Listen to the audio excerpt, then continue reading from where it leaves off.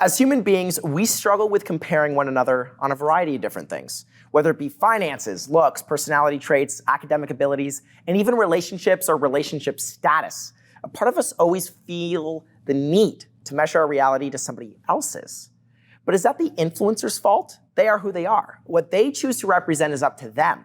Are they intentionally setting unrealistic standards, or are they just trying to feel good about themselves and their lives, like all of us? What are your guys' thoughts? They're just trying to brand at this point. I don't think most people are doing it completely mindlessly. They're branding. They're branding so they can become celebrities and make money. So the highlight reel is just a brand play. It's not something that I just want to show. Yeah, pretty much. I think there's definitely influencers who are more authentic and share that, hey, like, although I'm sharing all of this, this is not real life. Like, I do have terrible days, but most of the influencers are not that way. Also becoming really popular to post yourself crying and to post yourself having mental health days, and it's kind of going to the other side of the spectrum. Yeah, it started as like a really good thing, and now it's almost like we're showcasing the sensitive side. Is that aiding to like a weaker... I think it just becomes inauthentic at a certain point where you question someone's like why they're posting everything, right? So I think for an influencer, maintaining some sort of authenticity is valuable, but there's also the guys and girls out there who just have the highlight reel Instagram, the jets, the cars, the watches.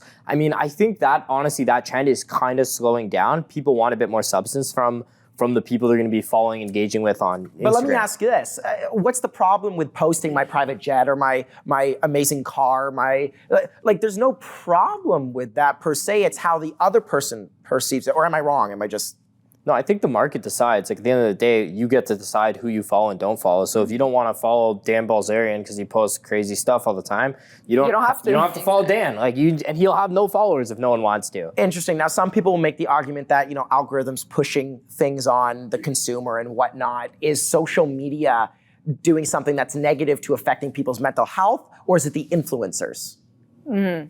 The algorithms are programmed to be as addictive as possible. Like, we know that. There's no debating that. The algorithm is programmed to be addictive.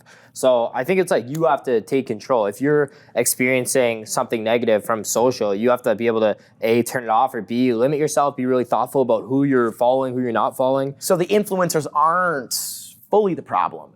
No. Yeah, I wouldn't place it on them. Let's take responsibility here for what we're putting our eyes on. Is it inauthentic, though, to showcase just your highlight reel? Like, you mentioned, us being authentic and whatnot, but...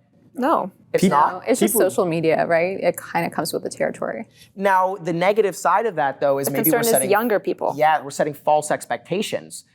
But I guess, is there any difference between that social media side of setting false expectations or me walking into a room and saying, hey, I made $1 million last year, and that other person feels like crap because they didn't?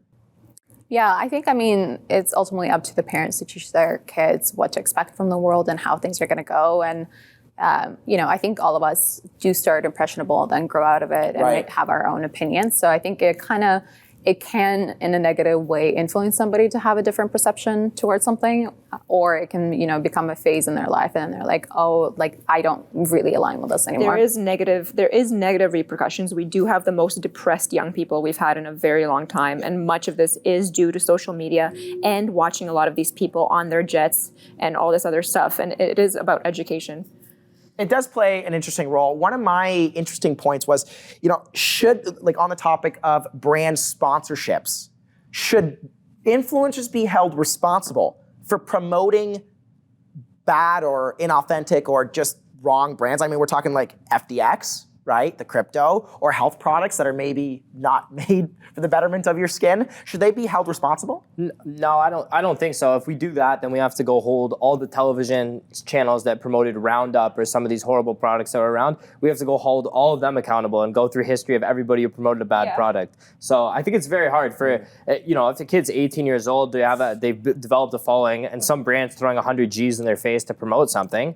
They're going to take it. But that's the thing too, is that as consumers, we're becoming so conscious, right? And this consciousness, we can tell when something is, you grow out of it. Maybe not when you're very, very young and you're easily influenced, but we're growing out of this kind of stuff. We're looking at people and we're going, no, you're inauthentic. You just took that 100 G's, man. Absolutely. And then you just And I think a lot of people on the internet are also calling people out on it. Like, this is unauthentic, this is an ad. And even if we're talking about TikTok right now, usually now they have a paid ad or this is an ad, exactly, to kind of showcase that this is not their actual opinion. Yeah, transparency. So here's a fun question to end this segment off.